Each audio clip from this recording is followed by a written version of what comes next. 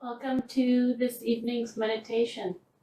We'll go ahead and get started with our half-hour Supreme Bodhi meditation practice.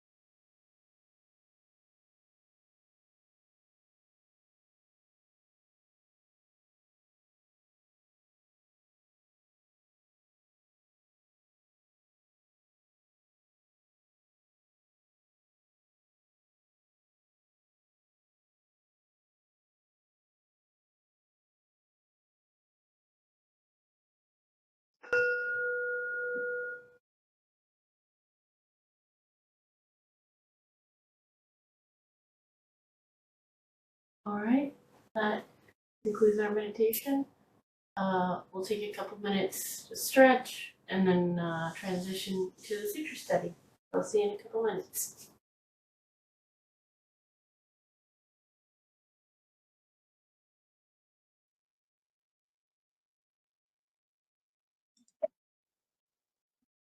All right, and we're back continuing to study the Srangama Sutra. We're at the bottom of page 128, and we'll pick up where we left off last time. Sustained confrontation of awareness with dim voidness produced vibration and movement, hence the wheel of wind in constant motion in the universe. Awareness, so shaken by the void, was benumbed by it and hardened into the element of metal, hence the wheel of metal to preserve the earth. When the movement caused by awareness produced wind and hardened into metal, the friction between wind and metal flashed fire, the nature of which was transformative. Fire sprang up and melted metal, hence the wheel of water pervades all the world in the 10 directions. The meeting of rising fire with falling water formed wet oceans and dry continents. This is why fire rises from the bottom of the seas and streams and rivers flow over continents. Excess of water over fire resulted in high mountains. Hence, rock sparks when struck and melts when submitted to great enough heat.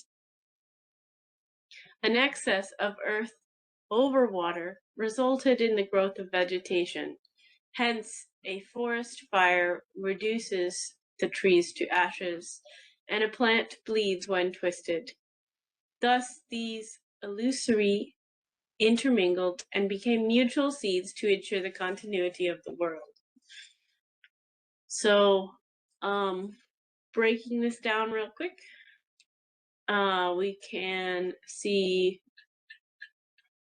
that the movement of the wheels are thoughts, and they create all of these arisings, and he summarizes it by saying all of these arisings are illusory and they feed into each other. And so our practice of stopping the thoughts and our practice of Supreme Bodhi stop that illusory wheels, illusory thoughts, that intermingling, all of this noise ceases in Supreme Bodhi.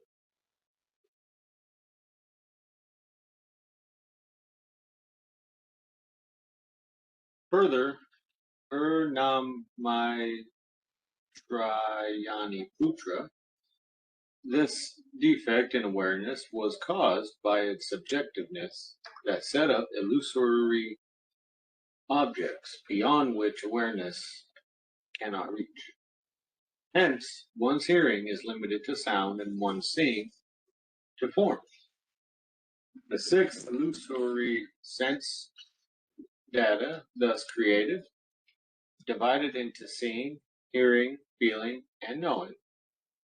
As a result, activities, similarity of karma, caused affinity, whereas dissimilarity led to either union or embodiment or parting or transformation.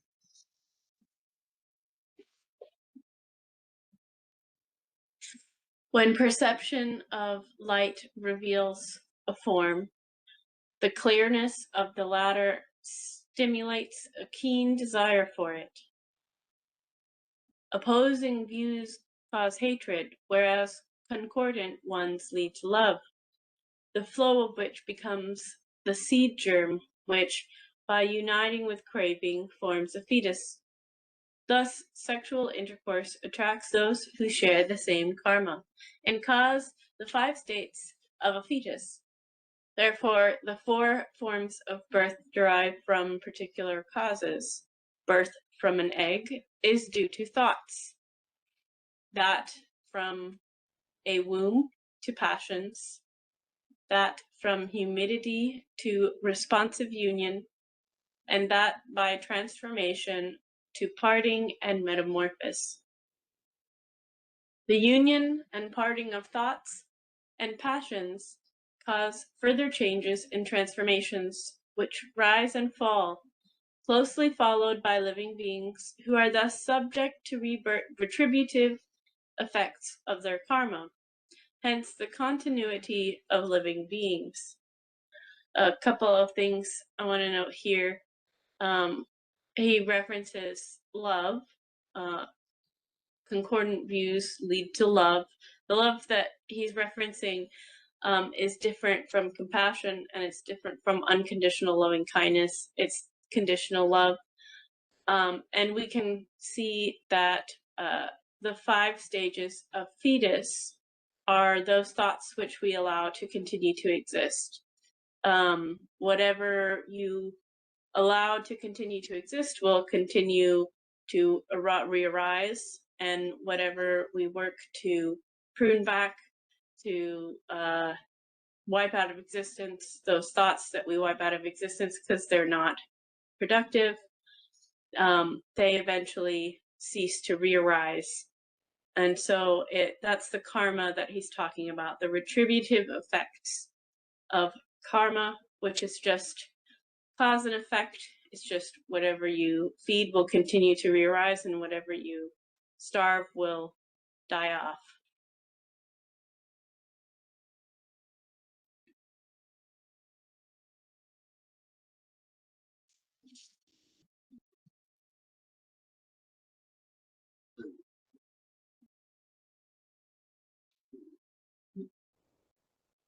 Purnai Kayani Putra, since desire and love are tied so closely together, no disengagement is possible. And the result is an endless succession of the births of parents, children, and grandchildren. This comes mainly from desire, which is stimulated by love. Yeah, and again, desire and love we're talking about is conditional. Since passion cannot be destroyed, living beings born from wombs, eggs, humidity, and by transformation tend to use their strength to kill each other for food. This comes mainly from their passion for killing. So if a man eats its meat, the sheep will be reborn as a human being, and the man, after his death, will be reborn a sheep. Thus, living beings of the 10 states of birth devour each other and so form evil karma, which will have no end. This comes mainly from their passion for stealing. And I wanted to mention, I almost forgot to mention, so one paragraph back, the since passion cannot be destroyed. The goal of the practice is not to destroy feelings. So it would be wrong to say that our effort is to destroy or dissociate from or deny the existence of these feelings. Our effort is more to guide skillful and productive thoughts, and get rid of or wipe out of existence thoughts that are unproductive or harmful. And so, because we know in Buddhism and we know in modern psychology that our thoughts create our feelings. And so by destroying the thoughts, the feelings no longer arise either. So it's not about destruction of negative feelings or feelings that are destructive. It's about the thoughts that happen before the feeling arises. Due to such causes as you owe me my life, and I pay my debt, living beings are subject to birth and death for hundreds and thousands of aeons. Due to such causes as you treasure my heart, I love your beauty, they continue to be tied to each other for hundreds and thousands of kalpa. Therefore, the basic causes of continuous karmic retribution are three: killing, stealing, and carnality.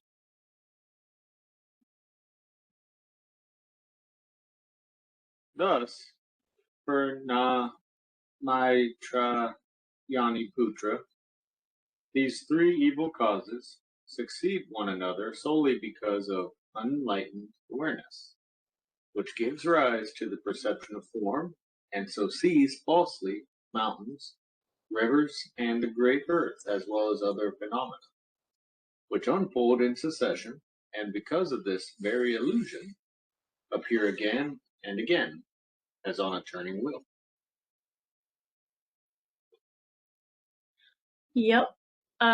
So perception of form, we know form as one of the five aggregates. Form is just labeling, it's just naming. So it's the perception of there's a computer in front of me, phone in my hand. Phone would be the form, right? We're labeling these objects that we perceive through any of our senses.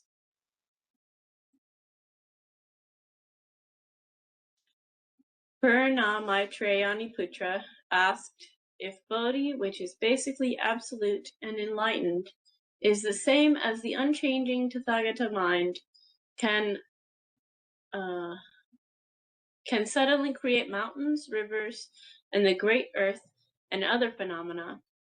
When will the Buddha, who has attained absolute enlightenment, again give rise to the worldly perception of mountains, rivers, and the great earth? The Buddha said, Purna Maitrayani Putra, if a man loses his way to a village by mistaking south for north, does his error come from delusion or enlightenment? Purna Maitrayani Putra replied, from neither. Why? Because since delusion has no root, how can this error come from it? Since enlightenment does not beget delusion, how can it cause him to err? The Buddha asked, if this man, while erring, suddenly meets someone who shows him the right way, do you think, in spite of his mistake, he will lose his way again? No, world-honored one. Purna Maitrayani Putra, it is the same with all Buddhas in the 10 directions. Delusion has no root, or it has no self-nature. Fundamentally, there has never been delusion, and though there is some semblance of it, when one is awakened, it vanishes. Bodhi does not beget it.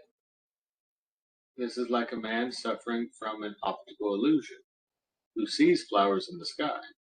If he is cured, these flowers will disappear. But if he waits for them to appear again, do you call him stupid or intelligent?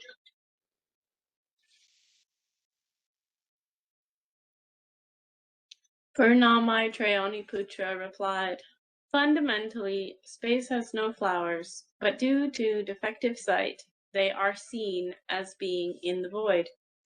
This is already a false attitude. If, in addition, they are required to appear again, this is mere folly. How, then, can that man be called stupid or intelligent?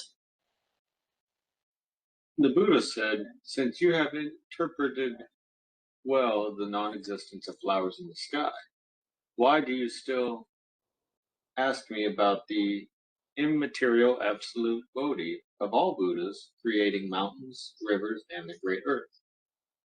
It is like ore which contains pure gold.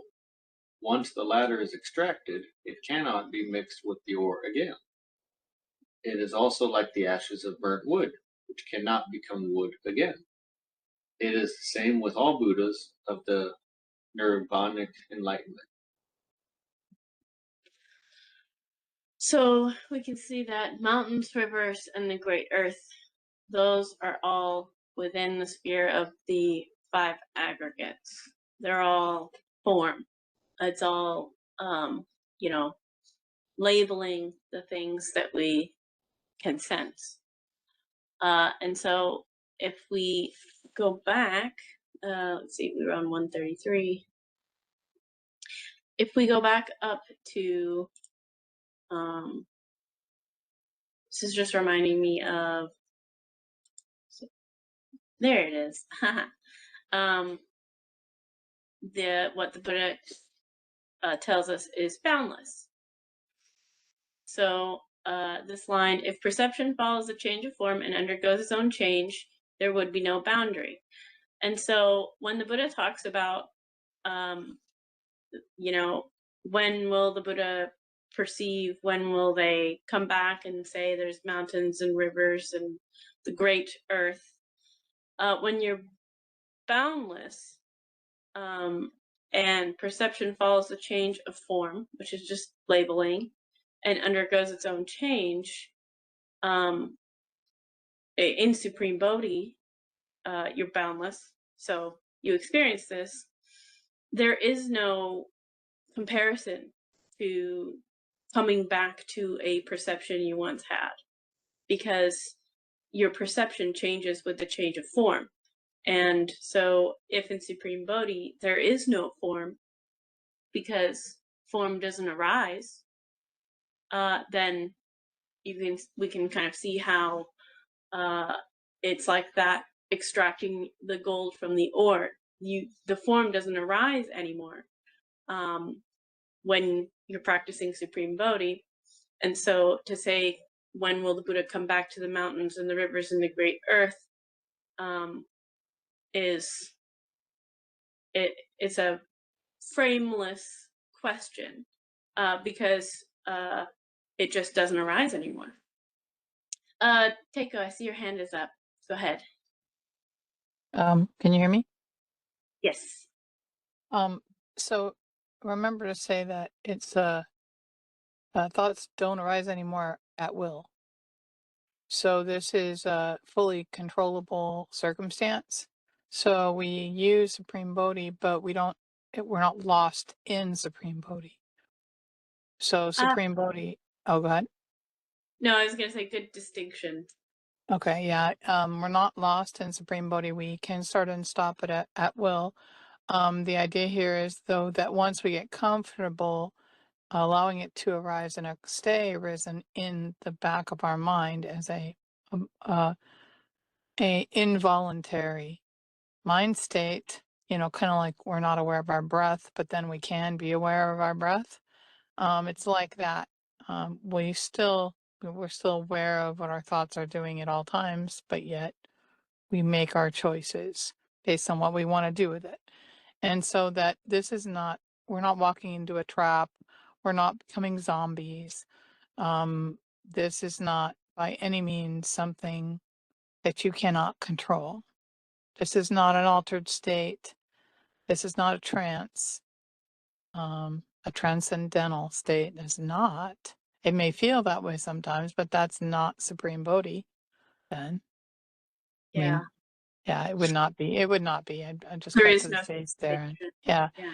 Yeah. So this idea of no longer having the thoughts arise, again, you point back to the definition of what is Supreme Bodhi, and it is having discerning nature, or having what is it? Yeah, discerning nature in the absence of discernment. Exactly. So we have the ability to have discerning nature, which is a potential at all times, without discernment, without the thought arising. So, just so that everybody knows, this is not a, Yeah. and Yeah. and it's funny. It's something we all already have anyway. We're just not aware of it on the one hand, and on the second hand, we cannot control it until we practice it, controlling it. So you first become aware that Supreme Bodhi exists at all times, even if you're not aware of it, like your breath. You're going to breathe even if you're not consciously thinking, I'm breathing. It's the same thing. So, in your heartbeat, So these things exist already. That's why, they talk about Buddha nature, and the Buddha talks about Buddha nature. Where's Buddha nature? It's in every living being, because it's that quiet mind state that exists even when we're not aware of it. And then when we become aware of it, that's that first step. And then we refine that to the point at which we can control it. And that's what he's talking about now. He's talking about the ability to actually choose to no longer have those thoughts arise. Hmm. That's Yeah, my input. Yeah, that's thanks. the gold extracted from the ore. Yeah. Yeah, exactly. But the gold extracted from the ore is done because you choose to do so, not because you have no choice. Right. But it still exists even though you're not aware of it, which basically, you can't stop having Bodhi. You can't stop having it, but we're aware of it, then we're controlling it. And that's all I have to say. Thank you so much. Oh, thank you. I appreciate that clarity, because I can see where, yeah, that confusion could happen. Yeah. Unless you can experience Supreme Bodhi, you're gonna have to consider the view of those who have not and have not yet, but will if they practice. So indeed, thank you. Sure. Thank you. All right. I don't remember whose turn it was to read, so. Purnam Maitrayani Putra, you now ask about the elements of earth, water, fire, and wind, which fundamentally intermingle without hindrance in the Dharma realm. You are in doubt about why the elements of water and fire do not destroy each other, and how the elements of space and earth can contain each other. Purna Maitrayani Putra. Take, for instance, space, which differs greatly from all forms, but which does not prevent them from manifesting in it. Why? Because space is radiant. In the sun and dark, when the sky is cloudy, it moves with the wind, is bright in a clear sky, hazy in a mist, obscure in a dust storm, and is reflected when above clear water. Do you think that these transient forms in different places are created by these conditions, or that they come from space? If they come from these conditions, then when the sun shines, there is sunlight, and all the worlds in the 10 directions should be identical with the sun. Then why is the sun seen in the sky? If space shines, it should shine upon itself. Why then at night or when there are clouds and fog is there no light? Light therefore is neither the same as nor different from the sun and space.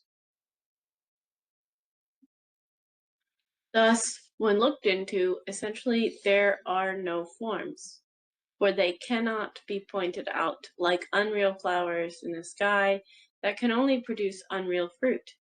So why do you inquire about their mutual destruction? But when their nature is looked into, it is fundamentally real, for it is absolute Bodhi. Since this absolute enlightened mind is basically neither water nor fire, why do you question their mutual hindrance? Within this true and absolute Bodhi enlightenment, if you give rise to space, space will manifest. If you have earth, water, fire, and wind one after the other, they will manifest separately. And if you give rise to them all, they will appear simultaneously. Purnam Maitrayani Putra, what does simultaneous appearance mean? If two men walking in opposite directions see the sun reflected in the water, each will see the reflection follow in his direction.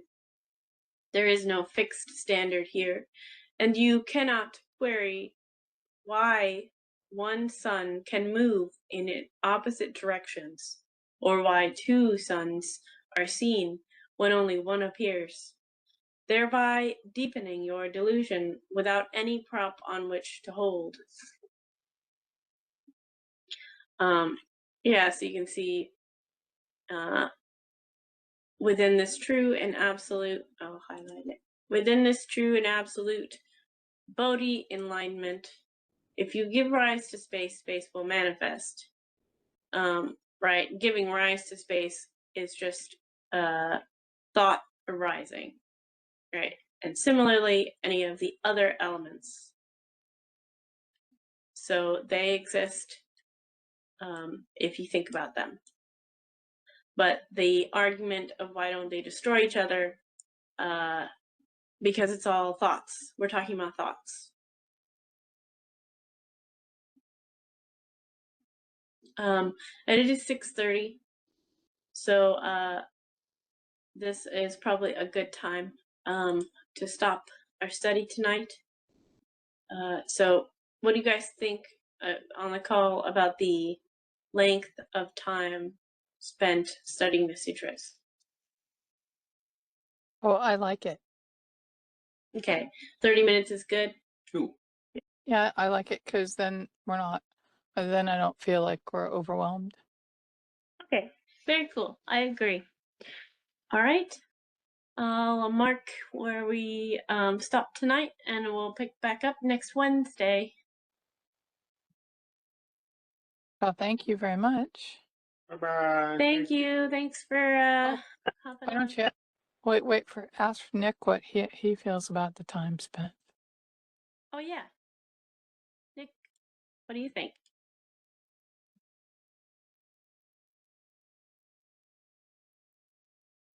Nick, you're muted if you're talking.